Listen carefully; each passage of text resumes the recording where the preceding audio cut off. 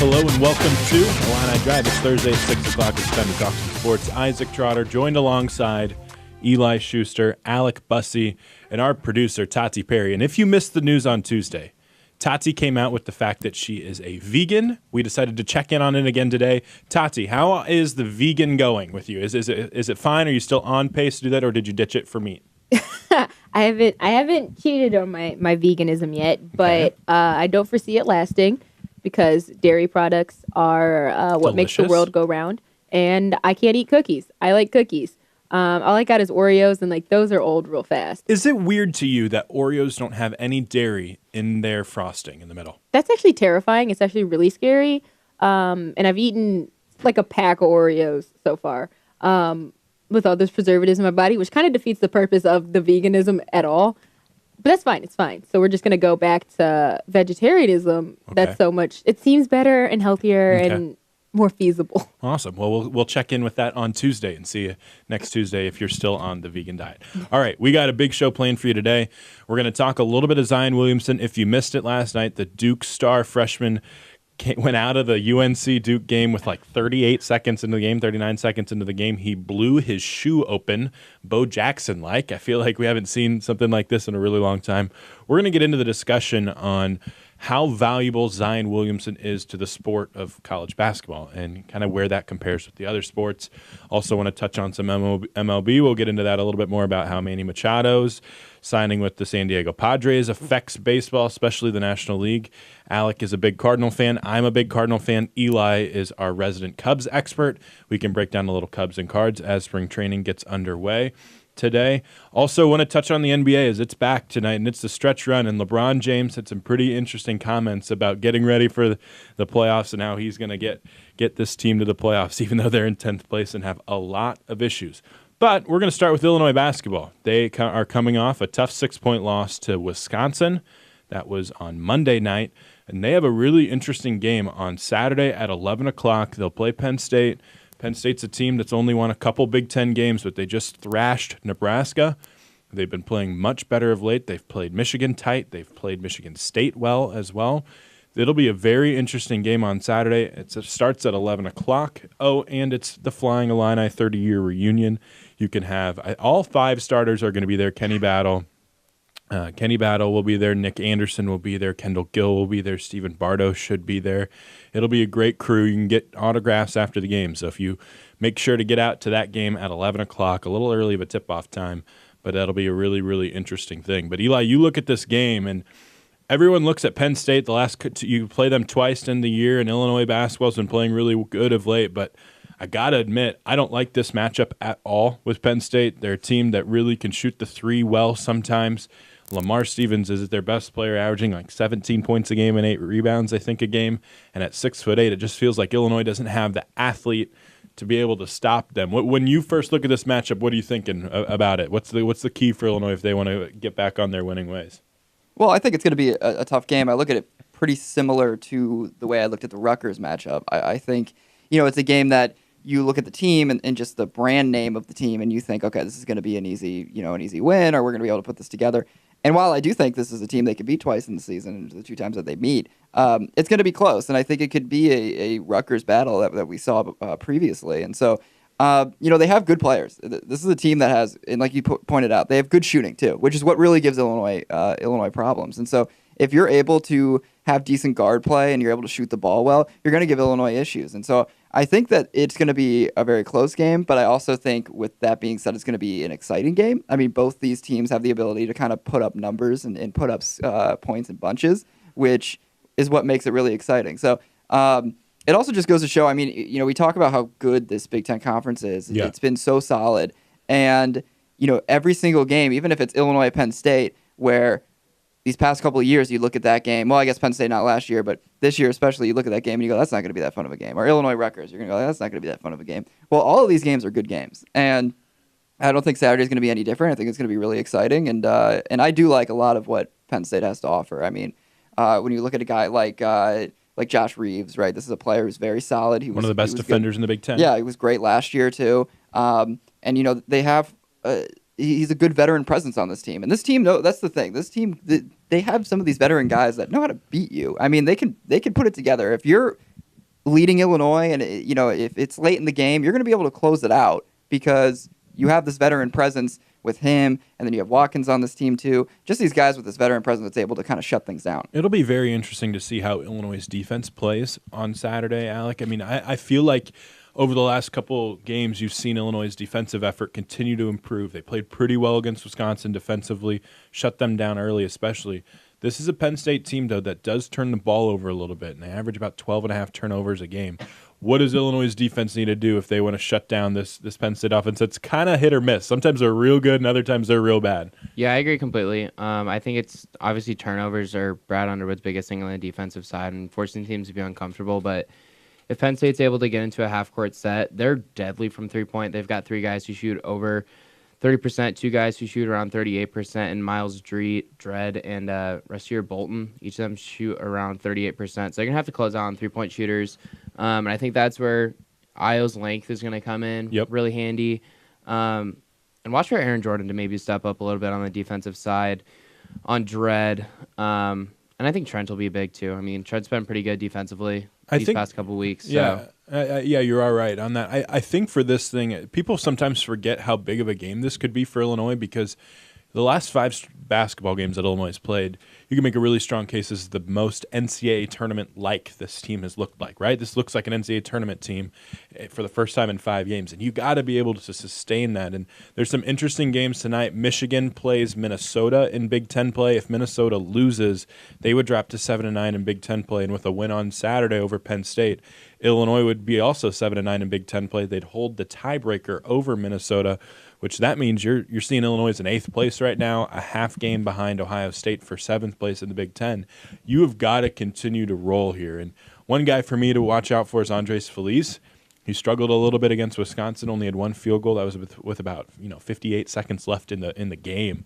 If he can get going and he can establish himself, get that floater that he was really doing well on, and continue to be a pain in the butt defensively, that's a guy that can really give Illinois the edge. Just because this Penn State team is decent, they have the good guards, but they're not deep, and they don't have that guy off the bench that they can count on like Illinois has with Andres Feliz. Well, I think this game needs to be a big IO game, and I say that because when you compare these two teams, while Penn State's been able to put together some of these performances that they've had recently and put up 95 points against Nebraska, they don't have that guy, right? That's, I think, been the biggest problem this year for this team is they don't have that. Last year they had Carr, right? I mean, that was the guy last year for them. He was the star. He was the getting NBA looks, and this was a guy who was going to be able to take over a game if he needs to. They don't have that right now, and so if you're Illinois, you need your guy, Io, to really step up in this game and put on one of those,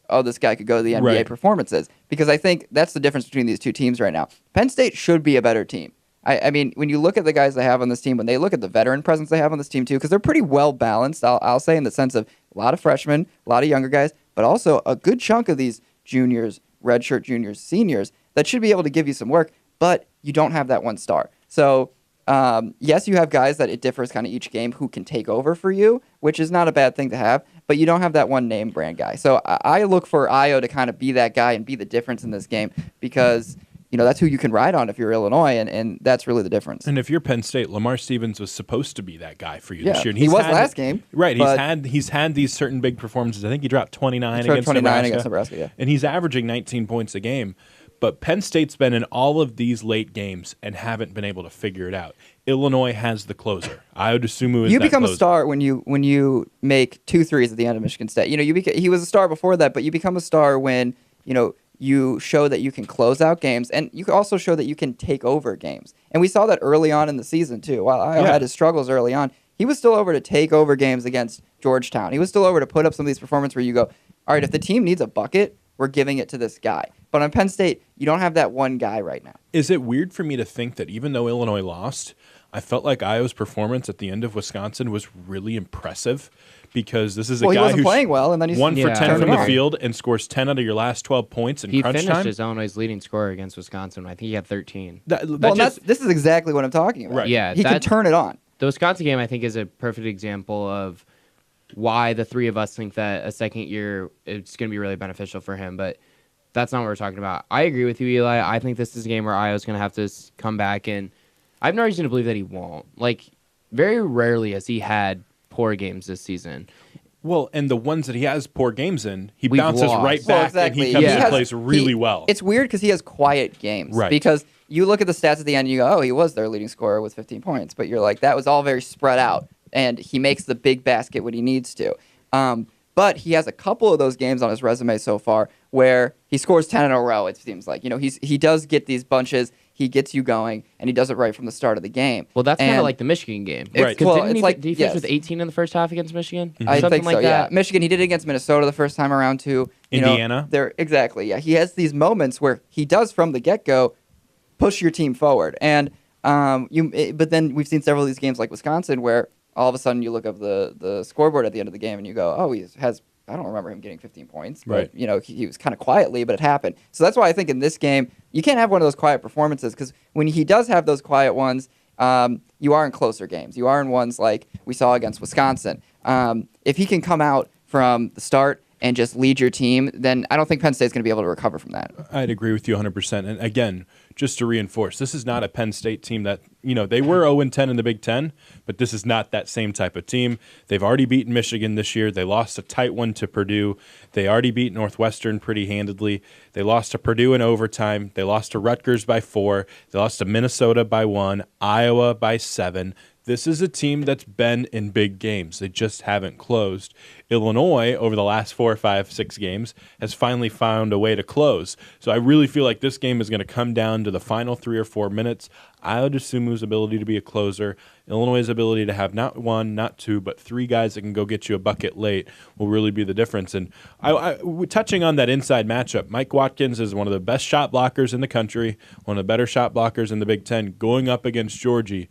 Every single time Georgie goes up against somebody good, whether that's Caleb Wesson, whether that's Ethan Happ, whether that's Nick Ward, whether that's Rui Hachimura, he always plays up to the standard of competition. So I really am not concerned about that big man matchup at all because I feel like Georgie's going to rise to the occasion yet again. I think it's going to be a really interesting matchup because I really like this matchup more than some of the other ones we've seen so far this year against when he's playing Ethan Happ or he's playing some of these more well-known big-name guys. I've always really liked Mike Watkins. He's good. Really good, and I've loved him since he started on campus there with Penn State, and I got to really watch him.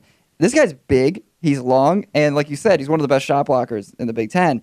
And for me, I think maybe that will give Georgie some problems because the way Georgie works, and I mean, obviously we've all seen it at this point, and it gets more impressive every game, but his little baby hook shot that he has whenever he's able to dump it in over the guy, it's always so impressive the way he does it. But if you're Mike Watkins, the nice thing that you have to your advantage is just the sheer length that you have. Sure. And so I think he could give Georgie some problems because if he just puts his arm up, it's hard to get the ball over that guy. And while Georgie has we might have to see some of those really creative post moves that we've seen from Georgie, which he has kind of 2 a game where you're like, oh my God. How did he make that shot? Yeah, He's he a might really have to good have, ball handler. He is, but he might have to have 5 of those. I know. That's where I feel like with his really good moves that you're talking about, it's always like, why the heck is he dribbling so much? And then he crosses over and he gets by his man and he gets an easy layup. And he can do that to Mike Watkins. I'm like, sure. where does he learn how to do that? He's a freshman and he's 6'10". Where did he learn how to dribble the ball so well? It was through the chairs that we saw in his highlight video when Illinois was recruiting him. Exactly. Come on, man. Yeah. But no, I agree with both of you exactly. I think that's where Georgie's bread and butter might be.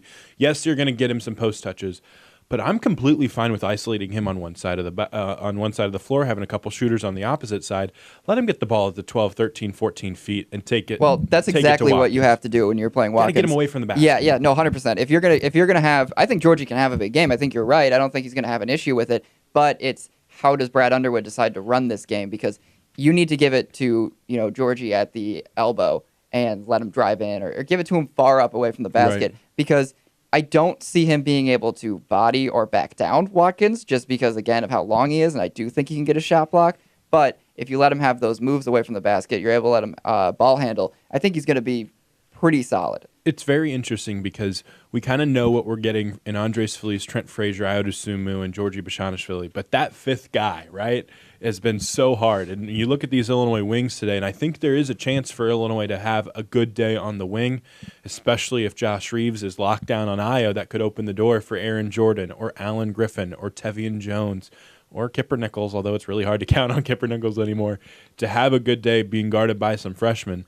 So a guy for me that I'm looking at is Alan Griffin. He's continued to put a couple good performances together, not just offensively, but I thought his defense was great against Wisconsin. I've always liked his defense. I thought it's always been very scrappy from the moment he started really early this season. He struggles with on-ball defense. I agree. think he gets beat off the dribble sometimes, but Yep. Sure. I think he's pretty good in terms of getting his hands in the passing lane, forcing turnovers, and I feel like whenever there's a loose ball and he's on the floor, he's the one who's diving for it, and he's the one that is the one calling the timeout and avoiding a jump ball, possession change, whatever. I agree with you. I think his defense is, I guess, maybe not correctly criticized by Coach Underwood. I think that he struggles on ball a little bit, but I think Trent struggles on ball at times too. So I think that Allen is good defensively, and I want to see him continue to play, and I'd like to see Tev get more minutes against Penn State, especially if Penn State is forcing Iowa to struggle. And Kipper's not playing well, right? Yeah, and correct. The thing is I think the rotations are the biggest thing that Brad cares about. It's not necessarily on the ball defense. You see some of these rotations that DeMonte and Aaron Jordan make. And you then have Tevian and Allen on the floor, and they don't make those. Why? Yeah. They just don't see those yet, right? They're still young. But Alan Griffin is starting to see those. Alan Griffin, in his, I think he played 11 minutes against Wisconsin and 16 minutes against Ohio State. That 27 minutes there shows that the staff is confident in him. That's kind of what we wanted from him all season long, 11 to 15 minutes a game. He's the one that I look at against this matchup and go, okay, he's going to have opportunities because Penn State likes to pack it in sometimes. They'll leave open shooters. That's my guy, right? I think that Alan Griffin could have a solid game. You see his offensive prowess continue to show against Wisconsin, with it, whether that was that great take to the rim or then the wide open three knocks it down from the corner. Illinois needs more shooters. I think Griffin can have a really big impact on the game on Saturday. I think, and I'll counter that, I think I like Tevian a lot in this game. And I think the reason that I like him a little bit more than Allen is just because I like his athleticism more in this game. I mean, if you look at who's going to be guarding him, right? If Reed's going to be locked into Io, and Stevens is probably on him. Yeah, I mean, Stevens might be on him, but at the end of the day... It's a tough matchup. Sure, but I mean, at the end of the day, I like that athleticism, and I like them having to deal with him on the court, because, Allen's a better shooter, but Tevian can, he's the type of guy, if he makes his first one, he's going to be okay. He feels a little like hot potato. As soon as the ball gets in his hands, he's trying to shoot it really quick. He loves shooting the ball, but I like his athleticism in this game because I just think he can give them a little more problems. I feel like with Alan Griffin, and while I do agree, I think he can have a fine game in this situation. He's obviously shown, at least recently, that Underwood's trusting him to get more minutes. I feel like this is a game where he can get into some trouble. I don't know. I just like Tevian's athleticism. I like in this game if it's close and things are getting away from him, I think you can trust Tevian a little bit more to make that big play for you than you can for Allen to do that. Sure.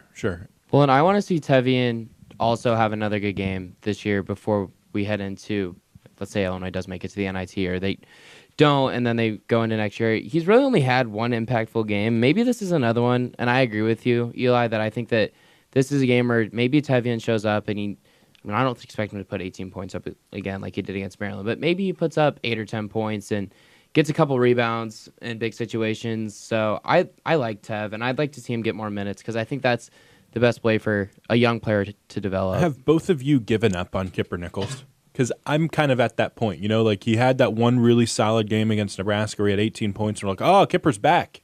And then he goes and plays 3 minutes against Wisconsin and is the 10th man again. What do you expect from him? Is this what we need? Because if he's going to play 3 minutes, Tev needs to play 10, right? If that's kind of the type of barometer of minutes that need to be distributed between those two guys. Well, I think it's... One, I think if people thought Kipper was really back after that game, then you were kind of in the wrong there. He was not back after that game. I mean, yes, he put up a solid performance, but he's got plenty of his issues that he has to work out. I don't know if I've given up on him yet, because I do think it really depends on the game, and it's a situation where, again, I think I've kind of been less hating on him, I guess, in the way the past couple of weeks and even during this whole slump for him, just because I kind of still like what he gives you when he's out there. I understand that he's not the scorer, and that's why you can't have him out there with DeMonte or things like that, right? And because AJ. because you're not going to have any scoring threat. But I do think he understands this offense and this defense, and I do think he can make some solid plays for you.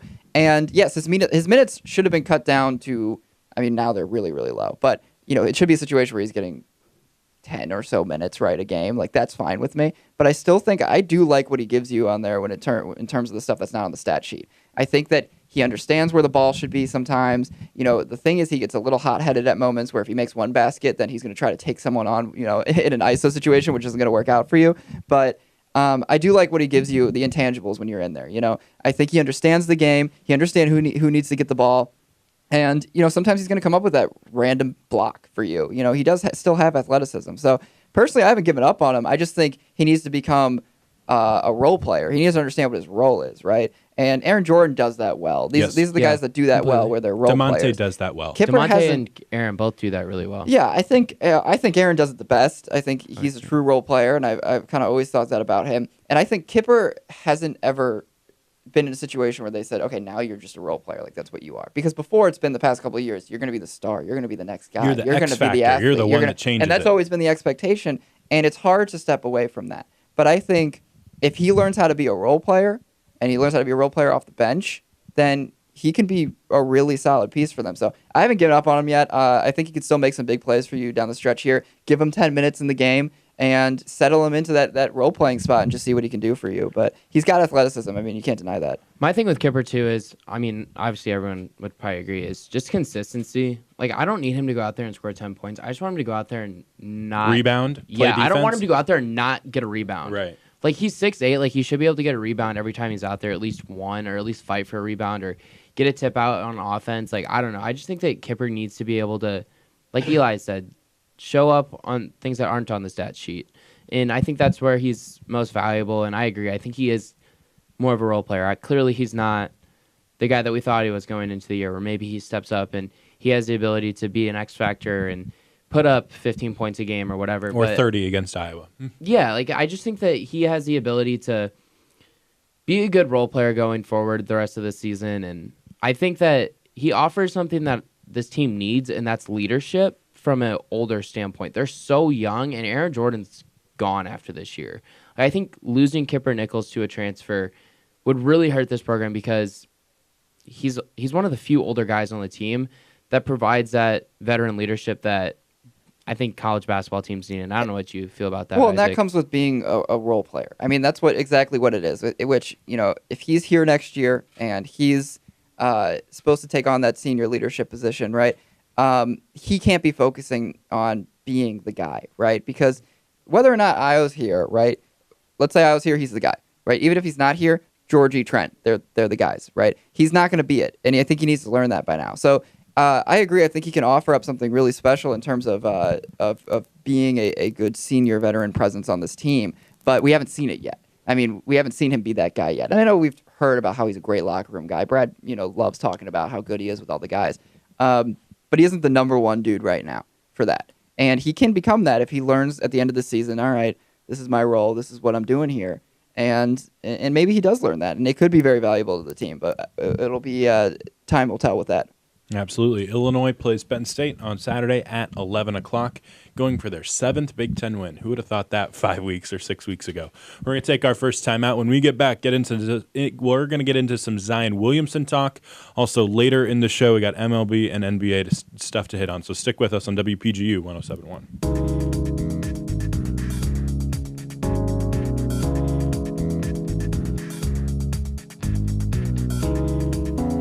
Welcome back to Illini Drive. Isaac Trotter joined alongside Eli Schuster, Alec Busse, Tati Perry behind the desk. Tati, how you doing? A little hungry, but, living life. Okay. What does a vegan eat for dinner? I'm running out of options. This is actually really hard. I think I have cauliflower risotto. Oh, that sounds awful. It's actually pretty good. Cauliflower risotto's not bad. I'm not gonna lie. Well, I was gonna say you could also do a cauliflower mac and cheese, but you can't because cheese. But yes, cauliflower risotto's not bad. Don't hate on it. Okay. Well, I'll have to expand my boundaries and try it out a little bit. But want to get into some Zion Williamson talk. Zion Williamson, hands down the NCAA Player of the Year. He got hurt last night in the first minute of the UNC Duke game. Duke ends up getting blown out by North Carolina, and it felt like Duke was just stunned after Zion blows through his shoe and has a little bit of a knee issue. They came out today. It was day-to-day. He's going to be day-to-day with a mild knee sprain, so thank goodness nothing happened there. But the discussion that's so fascinating is when you look around the sporting world and you look at NFL and the NBA and college basketball in general, like I think that Zion could be the most polarizing figure for his sport. You think about it, on ESPN, they have all of these segments about who? Zion Williamson. You're watching Illinois, Ohio State. On the sidebar comes off a little thing about Zion Williamson. On the bottom, it's Zion Williamson scores 28 points and gets 12 rebounds as Duke wins. Like everything revolves around Zion with college basketball. And if he wasn't there, that's a big time impact. Is there any other guy in sports, whether that's the NBA, think about the NBA for me. Is it LeBron James where he goes out and he's, this is the face of the league?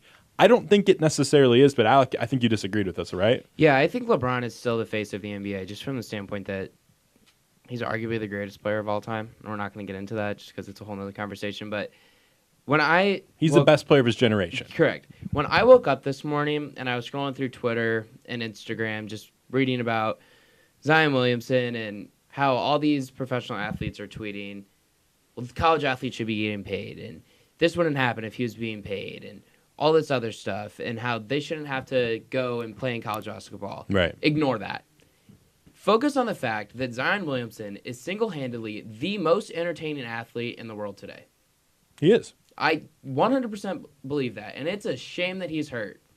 And it's also a shame that I can't watch him play for another week, potentially. At least he'll get to play in the NCAA tournament, because think about what that would mean for basketball if Zion wasn't in the NCAA tournament. That'd be a tough look. He is more entertaining than any team in college basketball this year, more entertaining than any team in the NBA.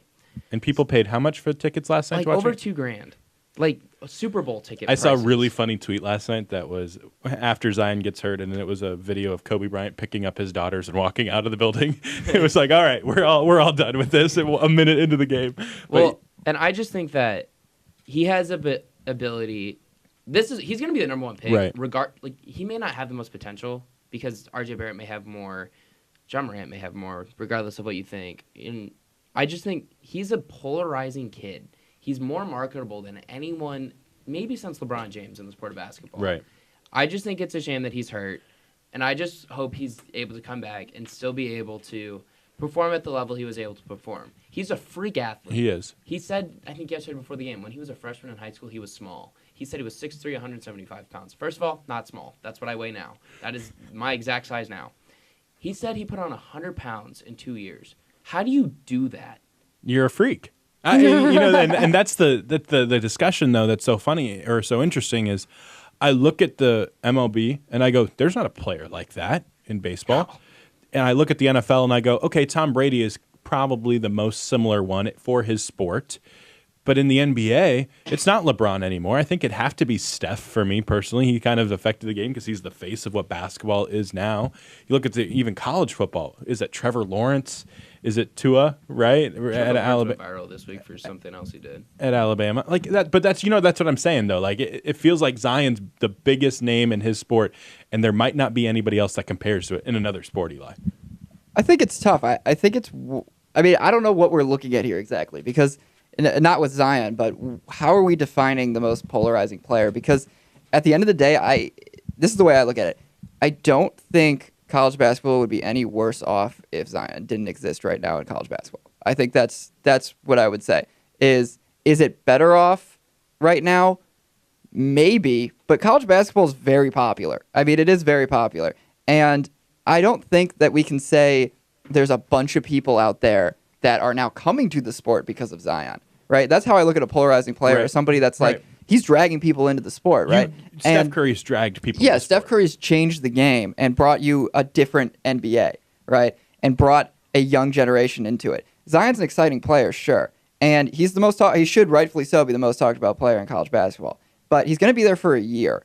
And he's not really changing college basketball in any way, nor is he even bringing many. I mean, it's hard to say. There's no stats out there for this, right? But I wouldn't say that subjective. He's dragging an entire new generation or entire new group into college basketball. More I people think that, watch Duke because of Zion. Sure, more people watch and I Duke, wait but for something amazing to happen. Yeah. Very Sure. rarely do I watch a team and I'm like, all right, something amazing is about to happen. Sure, and that's fine. But I think there has been players like that in college basketball before, where people watch a team because they're like, oh, this team's really Anyone good. as big though as Zion? I don't know if there has been as big as Zion has been. I mean, In college basketball, Kemba during the run was It's but tough Zion's a because- freak. Like athletically, physically, you haven't seen a guy like this maybe ever. Like this is a once I a think lifetime he's thing. I think he's a special player, right? I think that he's in a breed of his own. But I also think that there's this Zion recency bias that's going Sure, around right now, 100%. where we're saying we've never seen this before. We've never seen. I mean, maybe a player like this. I can agree with that. We haven't seen maybe a player that's like this big, this dynamic before. That I agree with. But we've never. I think it's tough to say we've never seen a player that's gained this much attention before, or a player that's done, that's dragged people to to watch their team this much before. So when because I there think- are teams like that, I think, that have been out there before, and there are players like that. Okay, so I don't agree that there has been as many as big as Zion. There have been players though. Steph Curry's run with Davison really brought a lot of people were tuning in to watch Steph in this team.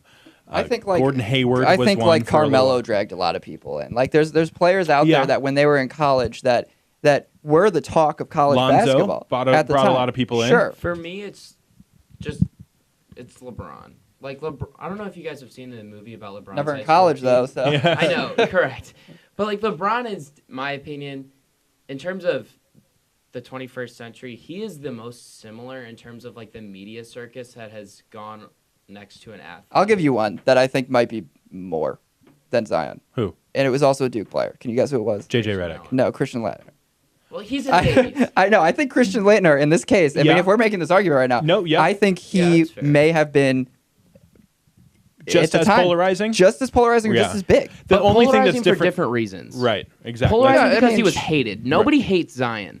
Sure, hard to hate Zion. but I mean, if we're Correct. just talking about polarizing in the sense that has anyone ever been, this talked about as much in the league? It's been this revolved around them. College basketball revolved around Christian Laettner for more than 1 year, Right. for several years. I mean, this guy was it for college basketball. I think the only difference is physically. They're just different people, right? And Zion. Yeah, but are we talking about him as a player, or are we talking about him as I like think what it he goes means for together. college I think basketball? it goes together. I agree with Isaac. I think he's so intriguing because he is so large. Right. I mean, you don't see a guy that's 300 pounds jump the way he does. You don't see a guy that's 300 pounds blow through a shoe the way he did last night. He destroyed a shoe. Yeah, but I'll make the argument that I think a guy like Christian Laettner, right, is even more polarizing for the sport altogether.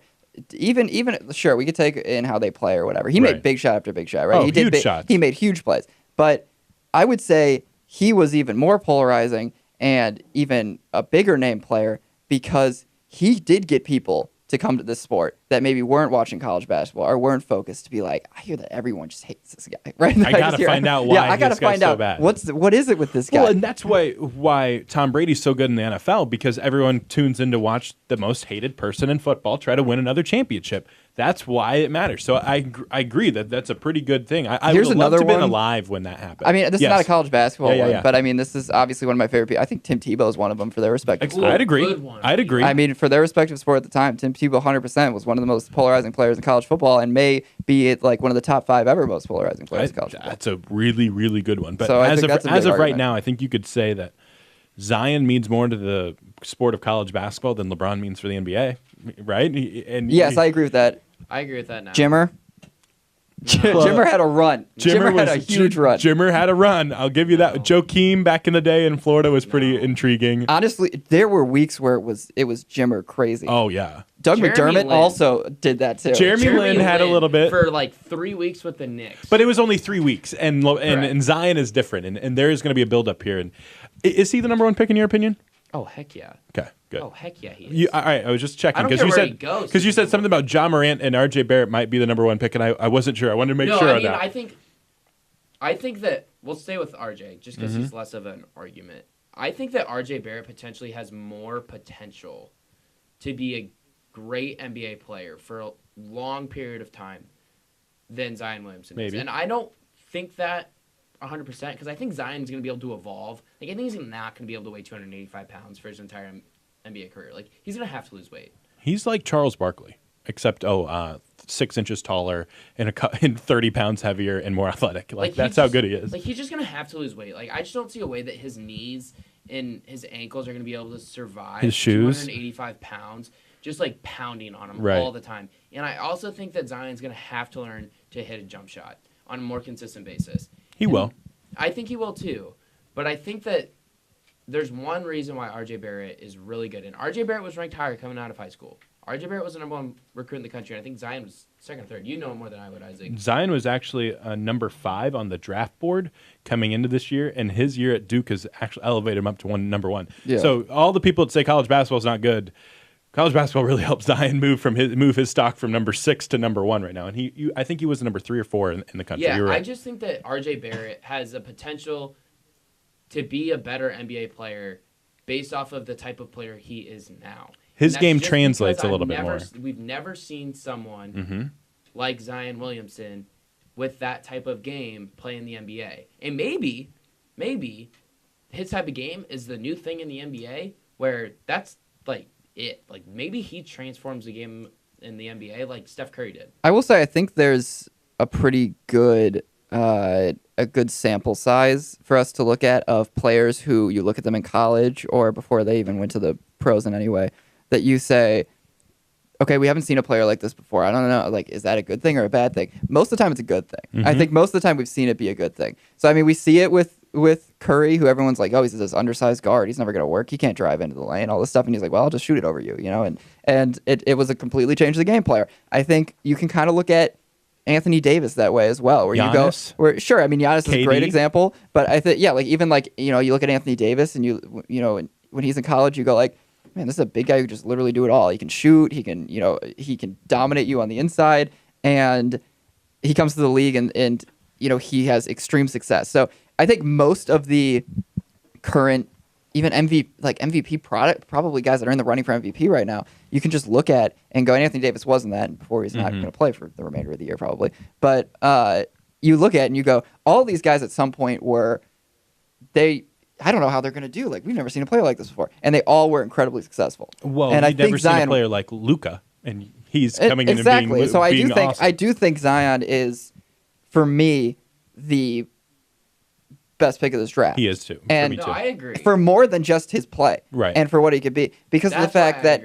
because of the fact of how much value his name and his brand has for you right now as a basketball program. Absolutely. So if you're able to draft this guy, and you're, let's say, the Bulls. Yeah. If you're the Bulls, I mean, obviously you want to do it if you're Chicago, but I mean, let's say if anyone even this would be fun if the Pelicans somehow trade for the first overall pick of the draft and they hand over Anthony Davis for it, which I think is an interesting argument, because you could say maybe that's why they're really holding on, because they're probably really interested in getting Zion, right? Because if you're going to talk about somebody who, one, this team needs fans to come to their games, makes you watchable, and I mean, you might be out of there soon. I mean, that's a legit argument that you might be going to Seattle or something, and you can take a player like that to Seattle with you. It'd be a shame if you went to the Pelicans. Think about how, but I mean, if you move to Seattle, think about when Seattle was like, oh, we're going to move to Oklahoma City, let's get Durant. You know, like, that's the same type of thing. Where you're going to be like, oh, I can get this big name player right now at this pivotal moment for our organization. I think it's perfect for them. But nonetheless, he's a player that, for more than just what he is on the court, he's incredibly important for your organization to scoop up right now, because he brings more than just a game. He brings fans, he brings attention, he brings, media attention, which is probably the most important thing you can have in the NBA right now. Great stuff. And honestly, really happy that he is only a day-to-day injury with his knee, and he'll be back soon. Hopefully he gets to help Duke go on a long run throughout the NCAA tournament. We're going to take our final timeout. When we get back, it's time to talk a little bit of baseball. Manny Machado to the San Diego Padres. Where's Bryce Harper going to sign? And maybe a little bit of Cubs and Cards. Stay with us on WPGU 107.1. Welcome back to Illini Drive. Isaac Trotter joined alongside Eli Schuster, Alec Busse, and Tati Perry. Tati, how you doing? Great, and wonderful. Awesome. Time to wrap up the show with a little bit of baseball talk. Spring training is here. I can sense the warmth in the air just slightly. Baseball is almost here and almost back. The Manny Machado sweepstakes are over. He picks the San Diego Padres over the Chicago White Sox 10 years, $300 million, plenty of dough after an offseason that we thought he might only get around $225,000 or $1 million. He gets $300 million. He becomes the highest free agent ever, gets the biggest free agent contract ever. Thought that would mean that Bryce Harper would sign like maybe 10 minutes later. That has not happened. There's been a lot of rumors that the Philadelphia Phillies are slowly backing out of it and not loving it as much, and the San Francisco Giants are continuing to pick up more momentum on that. But Eli, you see Manny Machado finally signs with the San Diego Padres. What's your biggest takeaway from that? Does this make the Padres a team that's, I mean, I think they can finish third in the NL West, especially with this really intriguing group of prospects that they have coming up behind them. But I still feel like they're a year or two away from really contending in the West. I think they're 2 years away. I think that this is an organization that made the right move. You have the opportunity to make a splash. I'm a little surprised they pulled the trigger at the end of the day and did it. I think it's the right move for them. It's tough because it's been so long since this organization has done something really relevant and has done something Signing good. Eric Hosmer is not relevant. Well, exactly. When you went out and you got Hosmer, Nobody you really were, makes their lineup a lot better with Manny Machado. Yep. And yeah, I mean, you sit there and you go, okay, it's kind of like the argument that that I think the Cubs made and a couple other teams made when it comes to signing Manny and Bryce, which is, you know, we're trying to make a team. We're trying to have a team. We're not trying to get one guy, right? There's a couple teams that are in the position where they can do that, where they can get one guy because they can give him 10 years and they can build around him, right? But if you're a team like, I mean, the Cubs are a good example of it. I think, you know, even if you're a team like the White Sox? Yeah, like the White Sox, you know, these teams that are kind of, they're building from the ground up. I think the White Sox would have been fine for them to do it. But even when I look at maybe the Giants too, with They're some just of these starting guys, on this rebuild. Yeah, but the way I look at it is if you're the Cubs and you have a team, you know, you have a team right now, you're not going to, the whole time I didn't think that they should have been in the running for these guys, and they really weren't in the running for these guys because they say, you know, we're trying to build a team. We're not trying to just have one guy be a star for us. If you're the Padres and you haven't had a lot going for you recently, and you know you have these prospects that are there, and you say, yeah, we can have Manny for 10 years, you know, in 3-4 years, maybe we could be a legitimate, you know, World Series contending team because we're going to be able to sign Fernando some other Tatis free is agents. coming with yeah, him. other guys also will want to come play with Manny, so it'll work for the long run. But I think there were only a couple teams in baseball that could truly do that. The Padres were one of them, and they made the right move, and they did it. And now the other teams out there are the only ones fighting for Bryce, and you know that's the right move. You either have to be rebuilding or one guy away, right? Not a lot of teams are there at that stage. Yep. Are one guy away, right? The Phillies could be that one guy away. Yep. So that's why they're interested in Bryce. And the Padres, they're nowhere near it, and that's why you had to go get him. I really like the move, but Alec, you look at Bryce Harper now. Does this? For me, it feels like it's been a power struggle all year long. Like who's going to blink first? And now Bryce Harper sees that Manny Machado gets $300 million. He knows that if he gets $330 million, he'd be the highest paid player in baseball ever. Is that what he gets from the Phillies, or do you see another team, other like maybe the Giants, maybe the White Sox get back involved? Rick Hahn was on 670 The Score today and said that they're still definitely involved with Bryce Harper. What would be that landing spot for a guy like him? Okay, so for Bryce Harper, he's already said to have turned down at least 5 $300 million contracts. So if the White Sox aren't willing to go to a guaranteed $300 million contract with Bryce, I don't see them doing it, or with Machado, I don't see them doing it with Bryce. Agreed. So I don't see him really going to the White Sox. I don't think the Giants make sense. I think the Giants are just one of those teams that are just like, well, they've had a good, like, they had a really good 5-year stretch where they won 3 World Series. Like, they're the Giants. Like, they're good contend. franchise. Yeah, they're a good franchise. They can always contend. I think the Phillies make sense a lot. I don't think he wants to go there. No, though. I don't think he does either. I don't know why anyone would want to go to Philly. Their fans are awful. If you ever been to a game, It's the city of brotherly love. Come on, man. Have you ever been to a game? No, in I'm Philly? just giving you a hard They're time. horrible. I understand. I know. I was like 9 and I went to a game there and got yelled at for wearing a Cardinals shirt. They were playing the Cardinals. Did the Cardinals win? I believe they did. Good. Yeah. I think the Nats. I don't know. I don't really know where he's going. I guess if I had to bet, I guess I would say the Phillies just because I think they're going to give him a good amount of money. But I don't know. I guess the Phillies. I think it's a shame. I'm not a huge Bryce Harper fan. I think Bryce Harper had a couple really good years, and he wins the home run derby and he wins the MVP, and he gets this he might be valued a little bit more than what he really is, because if you look at 2 of his last 3 years, they've been very Kyle Schwarber like, right? Like, he's very similar to those type of numbers. I think he had 1 year where he hit 243, and his on base percentage is usually fine, but his defense is he's okay. He's an average defender, maybe it's slightly above average, but I do agree with you a little bit there. His value is a little higher than what I would pay, right? I would pay Giancarlo Stanton more money than I would pay Bryce Harper. Yeah, Bryce Harper hit last year. He hit 249, got on base at a 393 clip. It's decent. Which is really good considering the fact that he hit 250. And he slugged 496. So, like, and his OPS was still at 889. So he actually had a pretty good year outside the average. But I don't really want to pay $30 million to a guy on a yearly basis to hit me 250. Well, he's not going to do that every single year. I really? Because he's done it 2 of the past 3 years. He has a career OPS of 900. Right, and so, and he slashed 300 with a 538 OPS last year in the second half, and he's only 26. So I think that paying him $300 million is completely fine. I just don't think that his value as the number 1 player ever in baseball and should have the highest contract ever is necessarily the case. No, that person's in a year or 2.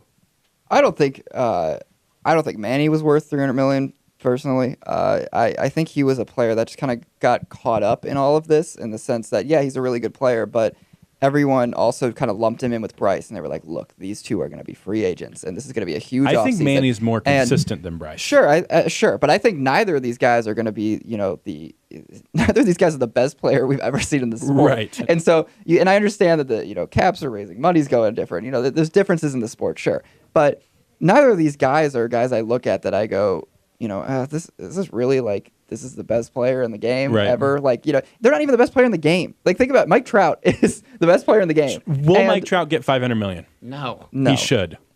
I don't think he will. Whoa. He should. I don't think he will, only because I think I can't see a league actually going up to $500 million. I think that's absurd for one guy. But they're not even the best players in the league. I don't even know where we would rank Machado. But Machado's, like, sure, he's top 10. I mean, if he's at third base, he's not the best third baseman. He's not the best third baseman, and he's getting paid the second most. He's better at third base than he is. If he was at short, he wouldn't be a top. This is what I'm talking about, exactly. And he's so a much better defender though than Bryce is. Well, I think that Bryce is I think Bryce is worth more than Machado. I do think that. I think Bryce has more MVP explosiveness, more higher upside. You're getting more bang for your buck, honestly, when you sign Bryce, I think. Machado. And I think we see that with where Machado went and what he took. Yes. He's going to the Padres. We're not going to hear about him, honestly, for a couple years. He's just going to be there. He's going to play. He's very Robinson Cano-ish. He wanted to go live in San Diego. Yeah, it's fine. He wanted to go live in San Diego. He wanted to go, just kind of take the money. He's going to play baseball, but we're not going to hear about him for a while. Bryce, we're going to hear about. And wherever he goes, really, even if he went to the Padres, we're probably going to hear about him more than we would Machado on the Padres. So I think that Bryce is going to end up wherever he is. We're going to hear about him a lot, but I do like him on the Phillies. I think that's a fine spot for him. I don't see him going back to the Nationals. Right. I can't see that anymore. It's just not a good fit anymore. I don't think it's a good fit. I think he knows that. If the Phillies give him the money he's looking for, he'll head there. And the Phillies are going to be a legitimate contender. If the Phillies get Bryce Harper, I still think they finish second in that division, though. Just because the Nationals' pitching is really, really good with Scherzer and with Strasburg and with now Patrick Corbin added to the mix, and I really like those youngsters there. So you think the Nationals are winning the NL East? Yeah, I do. Braves? I'm not a huge Braves guy. I think that their pitching isn't great at all. And I think that their youngsters, Acuna is going to take another step forward. Ozzie Albies is really good. But I feel like they're missing a piece still. That's fair. Even after Josh Donaldson, I feel like they're still missing a little bit. Before we get out of here really quick, Alec, I know you're a big Cardinal fan. You see Carlos Martinez has a little bit more of the shoulder issue.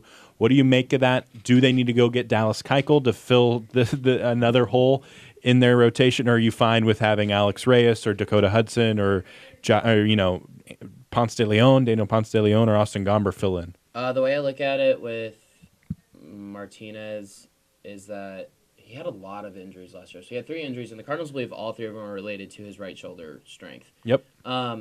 So I don't think that they are not going to go sign Dallas Keuchel. I mean, John Mozeliak has pretty much said that they're done. And if they're going to decide to go spend money on a free agent, I don't want it to be Dallas Keuchel. I kind of wanted it to be earlier in the offseason. But if they're going to do it, I want it to be on Craig Kimbrell. Awesome. Hot take there. All right, Alec, when you're on the show next Thursday, we'll get into more baseball stuff, get some Cards and Cubs arguments going on in here. But Eli Schuster, thank you. Alec, thank you. Tati, of course, thanks so much for all your hard work. I'm Isaac Trotter. Listen to us on Tuesday for Illini Drive, WPGU 107.1.